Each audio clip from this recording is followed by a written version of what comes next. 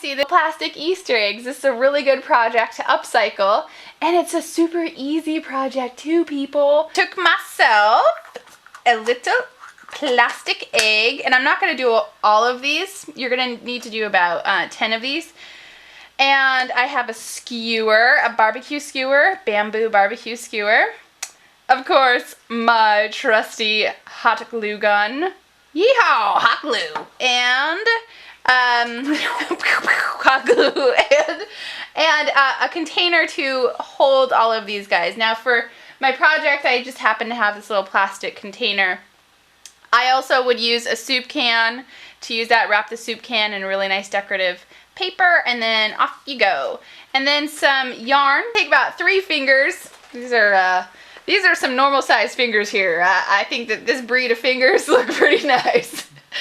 These are normal size fingers, and you just start wrapping your yarn around your 3 fingers. Now don't cut off the circulation. You're bound to probably have the tips of your fingers purple for just a small amount of time, but it's okay, it's healthy. And just wrap your yarn around about 90 times. That's right, 90 times. Now I'm not going to bore you. Actually, maybe I will. Okay, I'm just going to continue. Why don't you count for us? 1, 2, 3, 4. Yeah, 90 times.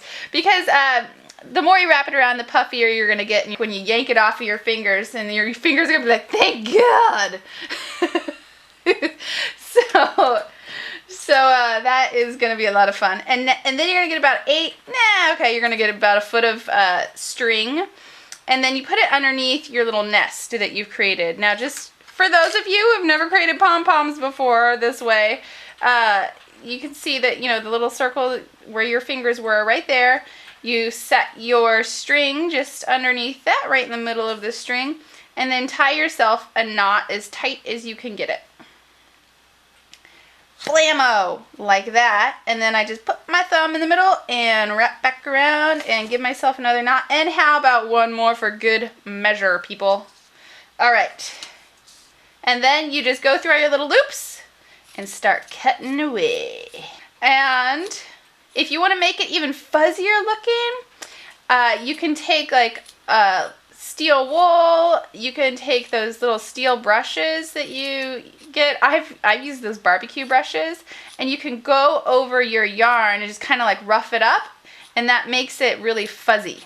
For this project, I just left it just regular yarn pom-poms, not so fuzzy pom-poms. Okay, so I'm pretty happy with that. Check it out. Hold on, I'm going to discard my scraps here. And now the bottom of the egg serves really nicely as kind of the little leaves or the cup that's going to hold it. The top you can use as well. You're just going to anchor it a little bit higher. So I'm just going to show you how to use the bottom. Sorry, threw that off to the side. And this is kind of the fun part because you get to kind of put a little bit of power. Power it up. Take your barbecue skewer, like crazy, tribal style.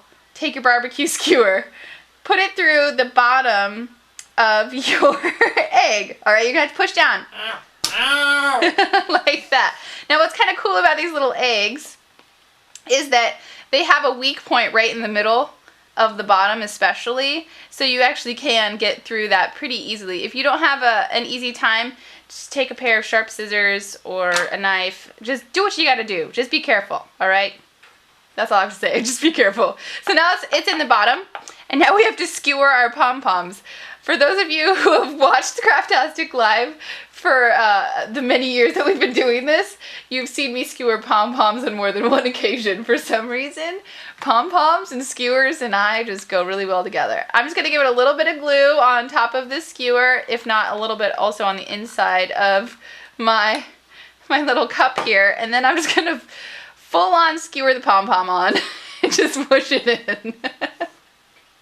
Cliff is looking at me like I've lost my bloomin' mind. Alright, so you're going to want to make about 10 or so of these, and they're egg froze, and then at various heights you're going to want to kind of arrange them into your little holder, and then fill the holder with your grass Your grass will just kind of cover up all of the little gaps that you're going to have in there. And then you have yourself a really cute little display like so. And it's just, like I said, it's good for maybe teachers or just kind of spicing up the kids' room or, you know, whatnot. It's got a lot of stuff and a lot of colors, and it's a lot of fun, and I personally like it a lot, darling.